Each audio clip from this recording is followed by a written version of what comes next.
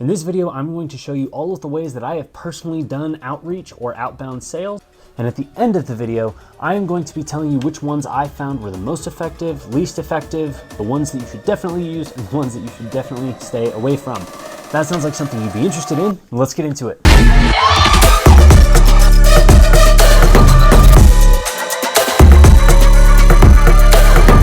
Like I said, I've tried all of these methods. Some of them really recommend, some of them I would recommend you avoid at all costs. So without further ado, let's get into the first one, Upwork. Upwork is really nice. There's two ways that you can actually get customers. One, you post your service and people come to you and say, hey, I think your portfolio looks great. I'd like to pay you to create this. The other way is that you can actually submit proposals to people who are actively looking for jobs. So for example, if somebody's looking for a logo design job, you can look on the jobs page, you can see they need a logo designer and they're willing to pay $5,000. What's nice about this is that you know that they're already interested. All right, the second one is LinkedIn. LinkedIn is really nice because all of the people on there are business owners, marketing directors, people who can make decisions, AKA the people that you want to be talking to. Now, one problem with LinkedIn is that you have to connect with them before you message them, unless you pay for LinkedIn Plus, which is their subscription service. I don't think it's terribly expensive. I've never paid for it. I personally just use LinkedIn more like a business card. Wouldn't necessarily recommend it, but stick around to the end of my video to hear my ranking. Fiverr. This is a very interesting one because there's two types of people on Fiverr. There are people who are actually looking for good work and they don't know where else to buy it, or they're people looking for super cheap stuff. And I admit, I've gone on Fiverr and gotten some really cheap, crappy work. But I know that there are some people that are making a lot of money per month just on Fiverr because, quite simply, they are the highest priced. And a lot of people will go on Fiverr and look and say, wow, this guy knows what he's talking about. This guy does this service extremely well. I want him to design my logo. So as long as you know how to convey yourself as being the highest value, you will make money on Fiverr. Facebook groups. Facebook groups is one that's been used a lot recently.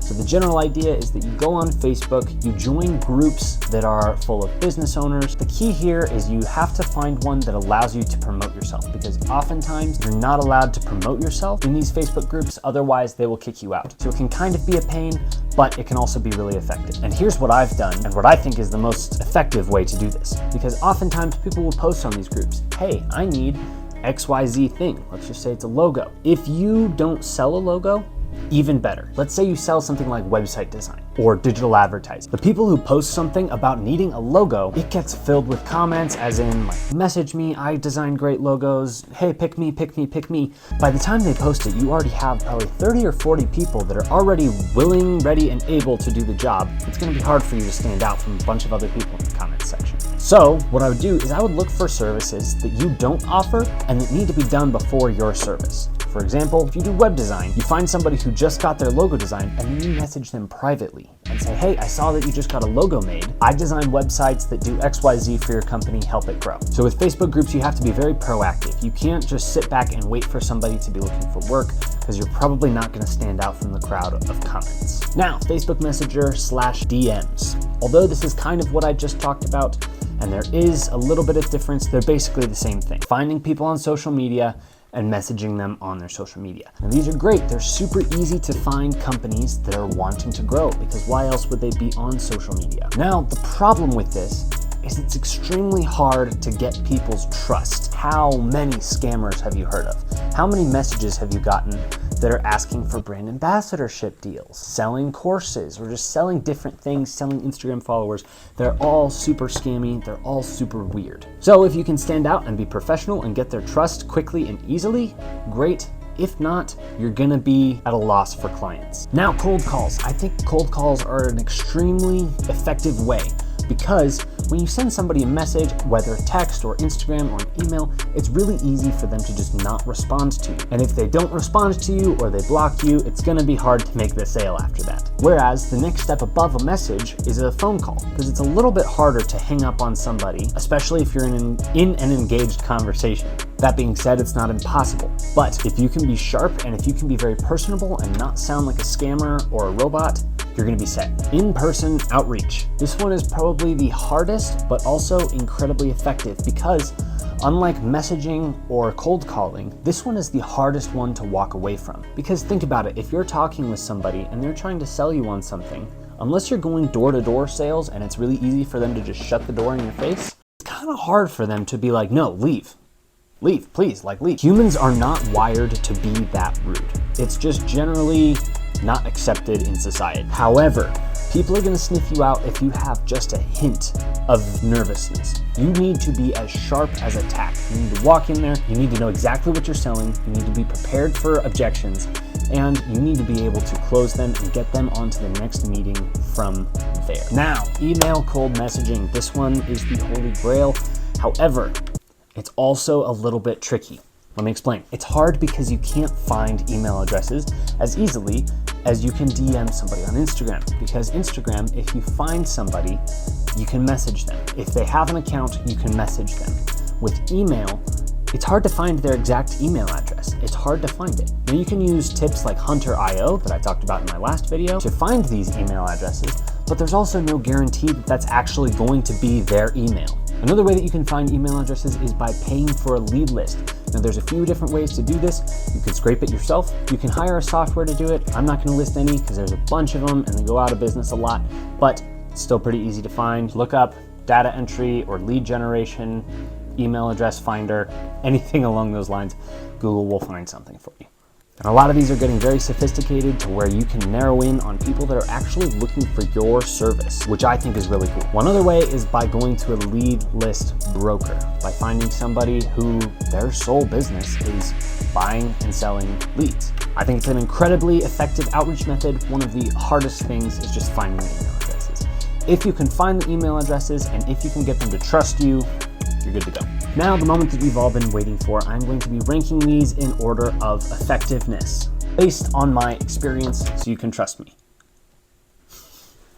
Number 10, Upwork. Like I said, it's a little bit ineffective that you have to pay to then message somebody to then probably have them ghost you. That's just been my experience. I had not had any success on Upwork. Number 9, LinkedIn. LinkedIn is great, but like I said, you do again have to pay to message somebody and they might not even respond. I would recommend doing something that you don't have to pay for in order to get in front of people. Number 8, Fiverr. Now Fiverr's great and I'm really excited about this new paid ads feature because I think you can really scale well with this. If you've got a great thumbnail for your service that catches a lot of attention, you have a great offer, and if you incentivize people to message you, then you can sell them on the product, basically.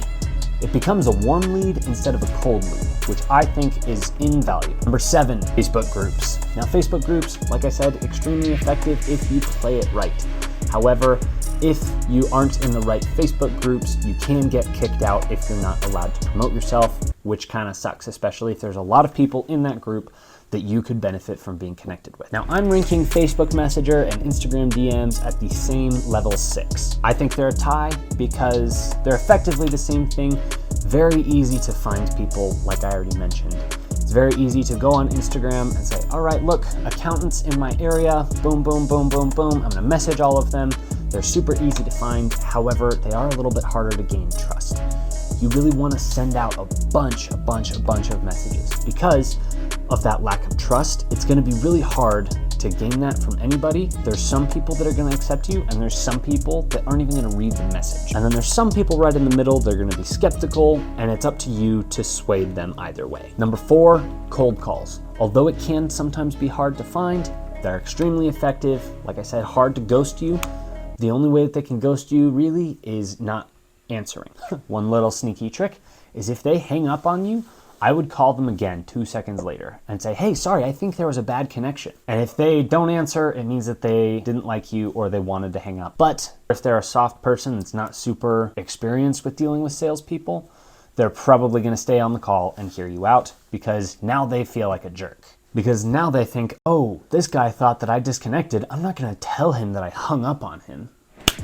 Number 2, and one of the ones that I found the most success with, is emails. Emails can be extremely effective because high-level business owners are already checking their email daily. And it's quite a bit easier to get people's trust via email versus Instagram because anybody can find their Instagram. Only people with skills can find their email address. And they think if they took the time to find this email address, they're probably worth talking to. Combine that factor with a perfectly written message and you are going to be golden. And the most effective one by far, referrals. Getting other people to tell other people about your stuff for you. Why is this effective? Because for you, you're a stranger. Anybody that you talk to is immediately not going to trust you just because you are foreign to them. They don't know who you are. However, if it's one of your friends, and better yet, one of their friends that's telling them about your service, they already trust that person. And if they trust that person's opinion, that person says, hey, John over there, he's got a killer web design agency. Here's his phone number. And then they call you because, hey, Jane Smith referred me to you and I trust her, so you must be good. If you can leverage the trust of other people, that is how you can really get your clients to trust you. So ladies and gentlemen, thank you so much for watching.